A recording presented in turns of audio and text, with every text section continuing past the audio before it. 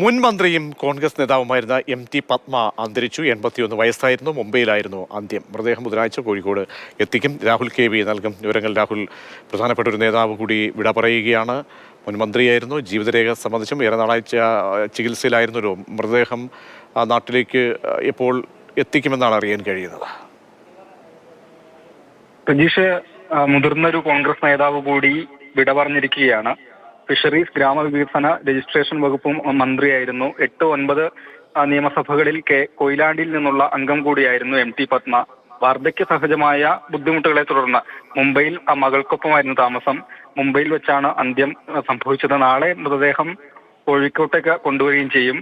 കേരള മന്ത്രിസഭയിൽ അംഗമായ 3ാമത്തെ വനിതയായിരുന്നു എം.ടി. പത്മ. അങ്ങനെ നിരവധി പ്രത്യേകതകളുള്ള ഒരു വനിതാ അവർ KSUവിലൂടെ ആയിരുന്നു രാഷ്ട്രീയ പ്രവേശം. രാഷ്ട്രീയ ജീവിതം തുടങ്ങുന്നത് വിദ്യാർത്ഥി പ്രസ്ഥാനത്തിലൂടെയാണ്.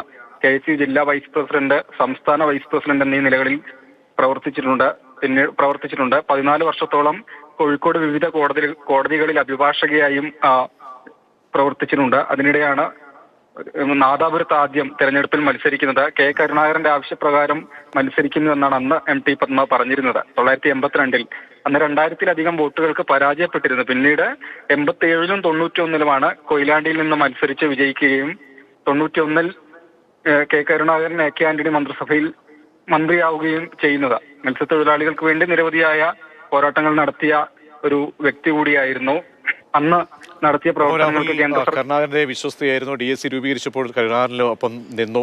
പിന്നീട് കോൺഗ്രസിലേക്ക് തിരിച്ചെത്തിയ നേതാവാണ്. അങ്ങനെ കോൺഗ്രസിലെ തലമുതിർന്ന ഒരു നേതാവ് കൂടി എന്ന നിലയിലൊക്കെ തന്നെ വ്യക്തിമുദ്ര പതിപ്പിച്ച ഒരു നേതാവ് കൂടിയാണ് വിട പറയുന്നത്. അങ്ങനെയൊക്കെ നോക്കുമ്പോൾ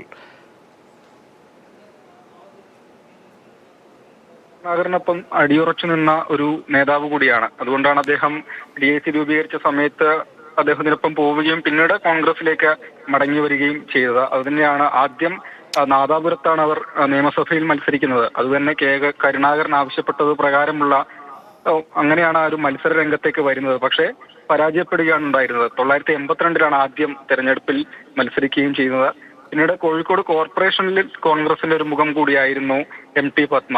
2013-ലാണ് കോഴിക്കോട് കോർപ്പറേഷൻ കൗൺസിലറായി, കോർപ്പറേഷനിലെ പ്രതിപക്ഷ നേതാവായും ഒക്കെ പ്രവർത്തിച്ചിട്ടുണ്ട്. ഇതിനിടെ 2 തവണ ലോക്സഭാ തെരഞ്ഞെടുപ്പുകളിലേക്ക് കൂടി മത്സരിച്ചു എന്നതാണ്. 99-ൽ പാലക്കാട് നിന്നും, ഒപ്പം തന്നെ ഏറ്റവും ഒടുവിൽ 2004-ൽ വടകരയിൽ നിന്നാണ് മത്സരിച്ചത്.